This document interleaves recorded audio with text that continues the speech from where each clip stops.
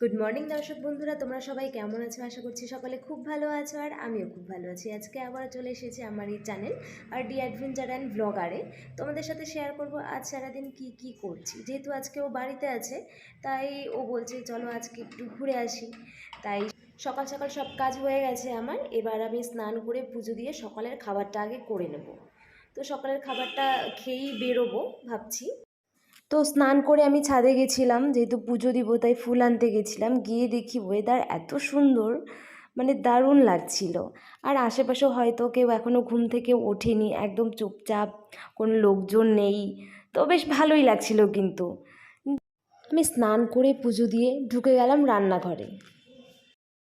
বরমশাই বললেন সকাল সকাল চাউমিন খাবেন, তাই আমি চাউমিন করে নিচ্ছি। এখানে চাউমিনটা সেদ্ধ করা হয়ে গেছে, আর চাউমিনটা ভাজার জন্য এখানে আমি পেঁয়াজ কুচিয়ে নিয়েছি আর একটা লঙ্কা আমি কেটে নিয়েছি।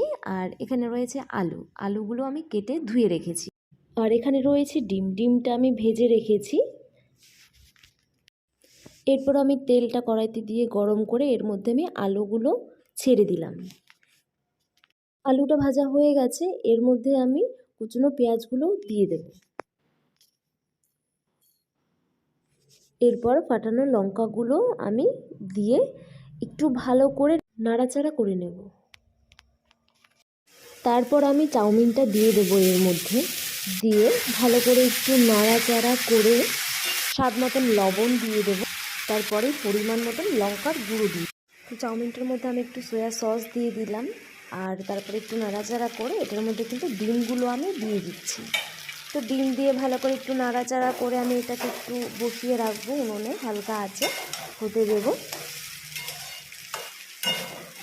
চাউমিনটা হয়ে গেছে, এটার মধ্যে আমি একটু ম্যাগি মশলা দিয়ে ভালো করে নাড়াচাড়া করে চাউমিনটাকে নামিয়ে দেব।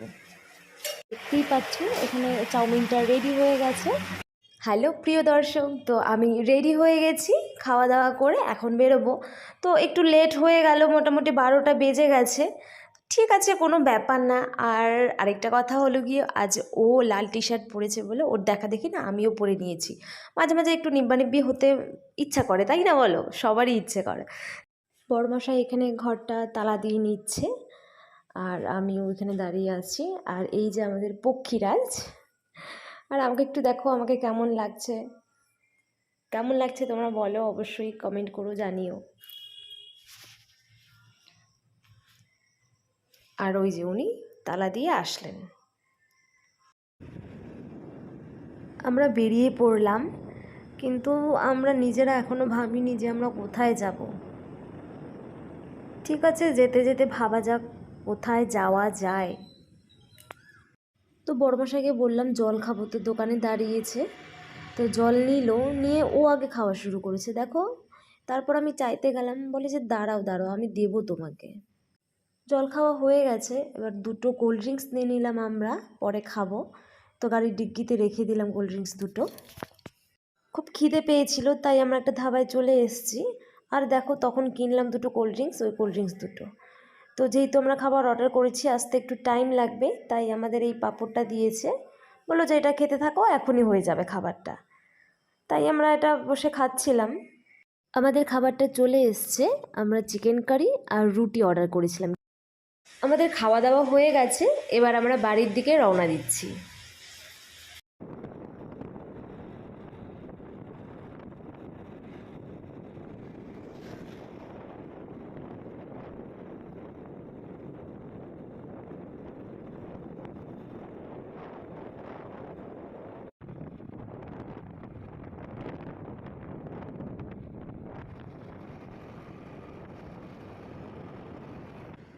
বাড়ির সামনে চলেই এসেছি, তাই আমি আমার ব্লগটা এখানেই শেষ করছি।